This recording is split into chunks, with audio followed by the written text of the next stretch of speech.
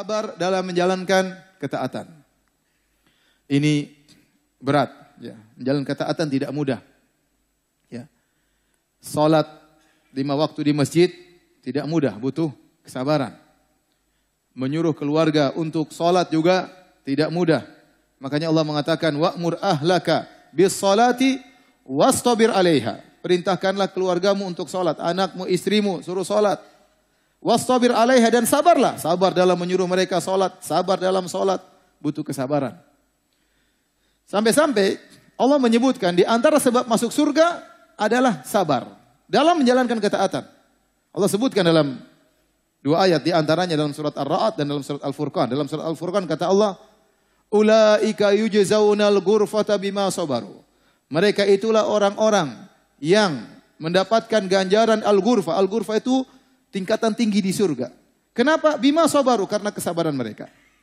Demikian juga dalam surat Ar-Ra'd kata Allah Subhanahu wa taala, "Wal malaikatu yadkhuluna 'alaihim min kulli bab." Malaikat masuk ke pintu-pintu surga lalu mengucapkan keselamatan kepada para penghuni surga. Apa kata para malaikat? "Salamun 'alaikum bima sabartum." Keselamatan bagi kalian masuk surga karena kesabaran kalian. Kesabaran yang dimaksud apa? Kesabaran menjalankan ibadah. Di antaranya kesabaran karena menjalankan ibadah. Contohnya dalam surat Ar-Ra'd, Allah sebutkan ciri-ciri penghuni surga. Yang ini semua butuh kesabaran. Kata Allah Subhanahu wa taala, "Walladzina yufuna bi ahdillahi wa la yanquduna al-mitsaq." Ciri-ciri penghuni surga yang pertama, orang-orang yang menunaikan janji mereka kepada Allah dan mereka tidak membatalkan janji mereka. Kalau ada orang sudah bernazar, sudah berjanji, sudah bersumpah, harus dia jaga, dan ini butuh kesabaran. Ya, kata Allah Subhanahu wa taala, "Wahfadzu aimanakum." Jagalah sumpah-sumpah kalian. Dia sudah berjanji sama Allah, maka dia kerjakan. Kemudian kata Allah, "Walladzina yasiluna ma amarallahu bi ayyusal." Dan orang-orang yang menyambung silaturahmi, yang Allah perintahkan dia untuk menyambung silaturahmi, dan tidak mudah menyambung silaturahmi, butuh kesabaran. Di antara silaturahmi teragung berbakti kepada orang tua, dan berbakti kepada orang tua juga butuh kesabaran. Makanya Nabi mengatakan berbakti kepada orang tua dengan jihad. Fa fihi ma fajahid. Tatkala ada seorang minta izin untuk berjihad, Nabi bertanya, "Ahayyun walidak?" Apakah kedua orang tuamu masih hidup? Kata dia, "Masih ya Rasulullah." Kata Rasulullah SAW, "Fa fihi ma fajahid." Berjihadlah dalam berbakti kepada kedua orang tua. Karena berbakti kepada kedua orang tua butuh kesabaran. Sabar untuk menengok mereka, sabar untuk ngobrol dengan mereka. Apalagi sekarang kita sok sibuk, ya. Sok sibuk sehingga terkadang lupa telepon orang tua, lupa mengunjungi orang tua. Tidak sabar untuk ngobrol sama orang tua. Kalau telepon sama orang tua cepat-cepatan, butuh kesabaran. Ada rezeki berikan kepada orang tua, ini semua butuh kesabaran. Menyambung silaturahmi, berinteraksi dengan kakak, dengan adik, dengan sepupu, dengan tante, ini juga butuh kesabaran. Betapa sering terjadi cekcok antara kakak dan adik, cekcok antara sepupu, antara tante dengan om, ini butuh kesabaran. Sebagian orang mengeluh kepada saya, dia bilang, "Ustadz, saya ini, ya, kalau kasih uang sama adik-adik saya, dibilang sombong. Dibilang sombong. Kalau enggak kasih uang, dibilang pelit." Subhanallah. Ya. Jadi sabar. Ya. Silaturahmi butuh apa? Kesabaran. Ya. Walladzina sabaru btigha'a wajhi rabbihim wa aqamus salata wa anfaqu mimma razaqnahum sirra wa alaniyah wa yadra'una bil hasanati sayyi'ah. Ini ciri-ciri penghuni surga. Orang-orang yang bersabar karena mengharap wajah Allah Subhanahu wa taala. Orang-orang yang mendirikan salat, yang berinfak, sedekah butuh kesabaran. Betapa banyak godaan ingin beli ini, ingin beli anu, butuh kesabaran. Ya.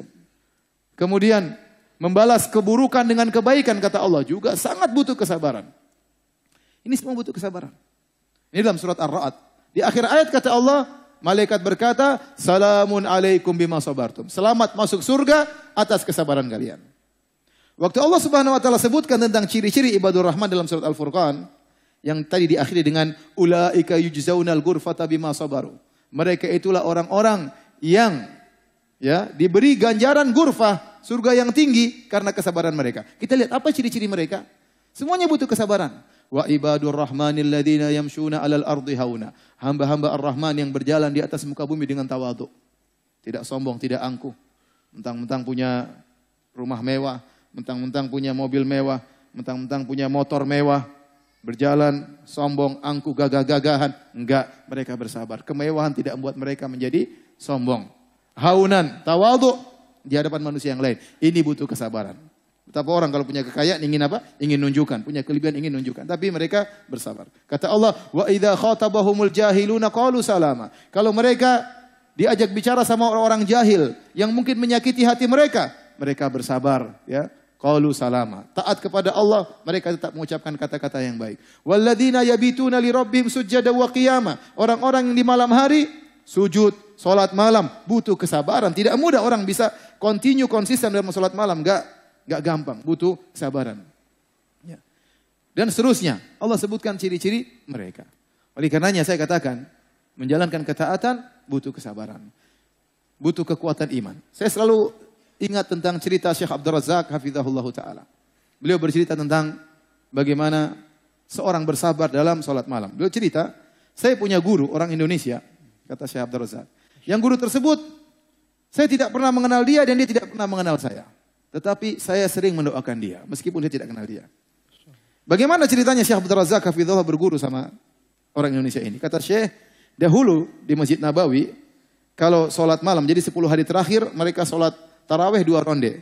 Ronde pertama 20 rakaat, ronde kedua 13 rakaat. Sekarang masih terus berlanjut. Tapi bedanya dulu, kalau ronde kedua yang 13 rakaat sampai 3 juz kalau tidak salah. Kalau sekarang cuma 1 juz seperempat. Jadi ronde kedua kita sholat dari jam 1 sampai 3 seperempat. Itu saya dapat sejak tahun 2001 waktu saya ke Madinah. Ronde pertama paling 2 jam, 20 rakaat. Yang kedua dari jam 1 sampai jam 3 seperempat. Nah dulu mungkin 20 tahun lalu, 30 tahun lalu, kalau sudah ronde kedua sampai berjuz-juz, mungkin 2 juz, mungkin 3 juz. Kata saya pernah sholat malam di Masjid Nabawi. Tiba-tiba qadarullah, Allah mentakdirkan, ada orang Indonesia datang di depan saya persis. Dia datang dengan pakai tongkat. Kakinya cuma 1, cacat. Begitu datang sampai depan saya, kemudian dia meletakkan tongkatnya. Sholat persis depan saya. Dan dia sholat bertahan sampai berjam-jam, padahal kakinya cuma 1. Sejak saat itu saya ngerti bahwasanya kekuatan itu bukan kekuatan jasad, tetapi kekuatan iman. Ini orang kalau secara fisik tidak kuat, tapi imannya membuat dia bisa sabar, taat kepada Allah, mungkin 2 jam, mungkin 3 jam, sholat dengan kaki 1. Ya. Betapa banyak orang badannya gede, berotot, ya mungkin juara olahraga, tapi bangun untuk sholat subuh nggak kuat, nggak kuat. Untuk membuka matanya nggak kuat, apalagi mengangkat apa? Kepalanya nggak kuat. Jadi kekuatan yang sungguhnya adalah iman. Bukan kekuatan fisik. Kata Syekh, sejak saat itu saya sering mendoakan guru saya ini. Dia tidak pernah mengenal saya tidak pernah mengenal dia. Tapi dia telah memberikan pelajaran yang besar bagi saya. Oleh karenanya masalah ketaatan ini butuh kesabaran. Di antara cara mudah kita untuk sabar, ya, maka kata Allah, wasbir nafsaka ma'alladina yad'una rabbahum. Bersabarlah, kita cari teman. Cari teman komunitas. Kita kumpul-kumpul seperti ini, ya. Dengan kita berteman dengan orang-orang yang soleh, kita bisa bersabar. Melihat mereka bertakwa, melihat mereka baca Quran, melihat mereka berusaha hafal Quran, melihat mereka berdakwah, mereka mengorbankan harta mereka untuk Allah, kita terpancing untuk bersabar. Kalau orang-orang pelaku maksiat, orang-orang kafir bersabar dalam kemaksiatan mereka, kenapa kita tidak bersabar? Allah sebutkan bagaimana orang-orang musyrikin mereka bersabar. Orang-orang non-muslim, ya. Yaitu orang-orang kafir maksudnya, ya. Karena non-muslim sama dengan apa? Kafir, ya. Non-muslim sama dengan kafir. Boleh dibilang non-muslim, boleh juga dibilang apa? Kafir. Enggak ada masalah. Non-muslim sama dengan kafir. Di akhirat, di non-surga, ya. Non-surga, ya. Non-surga. Nanti di non-surga juga non-stop, ya. Baik. Jadi, Allah sebutkan tentang orang-orang musyrikin, ya. Mereka berkata, Allah berfirman, وَانْطَلَقَ الْمَلَأُ مِنْهُمْ أَنِمْشُوا وَاصْبِرُوا عَلَى آلِهَتِكُمْ. Berjalanlah sebagian mereka memberi nasihat. Sabarlah, sabarlah, sembahlah Tuhan-Tuhan kalian, sabar. Wasbiru ala alihatikum. Mereka saling berwasiat, tawasi bis sabar. Saling berwasiat untuk sabar dalam apa? Dalam menyembah berhala-berhala mereka. Allah sebut dalam Al-Quran. Kemudian juga dalam surat Al-Furqan kata Allah Subhanahu wa taala, "Wa idza ra'auka iyattakhidunaka illa huzwan, ahadha alladhi ba'atha Allahu rasula in kada la yudilluna an alihatina laula an sabarna 'alaiha." Jika mereka melihat engkau wahai Muhammad, mereka berkata, mereka mengejek engkau. Mereka berkata, masa ini Rasul yang diutus oleh Tuhan, Rasul kayak begini itu sama Tuhan. In kada la yudilluna, hampir-hampir Muhammad ini menyesatkan kita. Laula an sabarna alaiha, kalau bukan kita bersabar untuk syirik sama Tuhan-Tuhan kita. Kata mereka, hampir kita disesatkan Muhammad. Untung kita bersabar. Ini perkataan mereka, in kada la yudhilluna an alihatina. Hampir-hampir kita disesatkan sama Muhammad. Kalau bukan karena kita bersabar. Jadi mereka bersabar. Bahkan di zaman Nabi Nuh, wa qalu la tadharunna alihatakum wa la tadharunna waddan wa la suwa'an wa la yaghutha wa ya'uqa wa nasra. Mereka saling mewasiatkan, jangan kalian tinggalkan sembahan berhala-berhala, jangan kalian tinggalkan sembahan kepada Suwa, Yaghus, Ya'uq, Nasr, Wad, ini semua jangan tinggalkan, sabar menyembah mereka. Jadi mereka saling bernasihati untuk bersabar. Mereka bukan cuma bersabar dalam beribadah dalam kesyirikan, mereka bersabar dalam berinfak. Kata Allah Subhanahu wa taala, "Innal ladzina kafaru yunfikuna amwalahum liyasuddu an sabilillah, fasayunfikunaha, thumma takunu 'alaihim hasratan thumma yughlabun. Wal ladzina kafaru ila jahannama yusyarun." Kata Allah Subhanahu wa taala, sungguh orang kafir itu mereka berinfak di jalan syaitan. Mereka berinfak untuk menghalangi manusia dari jalan Allah Subhanahu wa taala. Fasayunfikunaha, sungguh mereka akan menginfakannya. Ini Allah turunkan tentang apa? Tentang perang Uhud di antaranya. Jadi waktu kaum musyrikin kalah dalam perang Badar pada tahun 2 Hijriah, mereka sabar setahun. Mereka kumpulkan duit, mereka berinfak untuk balas dendam. Setahun mereka bersabar untuk menyerang Rasulullah SAW di kota Madinah. Allah sebutkan bagaimana mereka bersabar berinfak setahun penuh. Mereka kumpulkan untuk menuju neraka jahanam. Nah, kalau mereka orang-orang kafir sabar dalam kemaksiatan mereka, dalam kekufuran mereka menuju neraka, kenapa kita tidak bersabar dalam menuju surga Allah Subhanahu wa taala?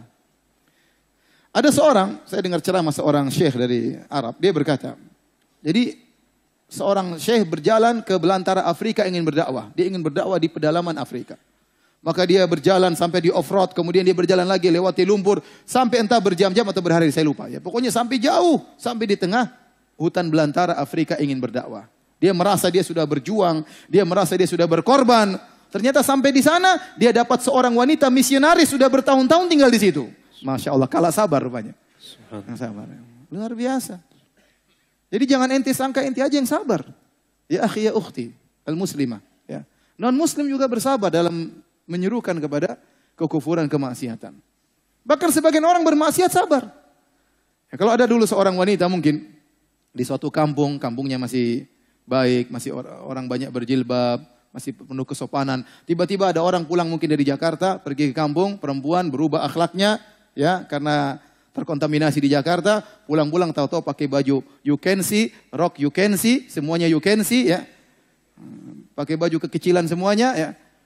Kelihatan, mohon maaf mungkin pahanya, kemudian dia berjalan keluar dari rumahnya. Waktu dia keluar dari rumahnya pasti orang maki-maki. Itu anak siapa itu? Enggak punya malu, enggak punya malu. Tapi dia bersabar. Dia bersabar, akhirnya banyak pengikutnya. Jadi hadirin hadirat Allah Subhanahu wa taala, kita ini bersabar dalam ketakwaan, yang pelaku maksiat aja bersabar. Kenapa kita tidak bersabar dalam jalan ketaatan?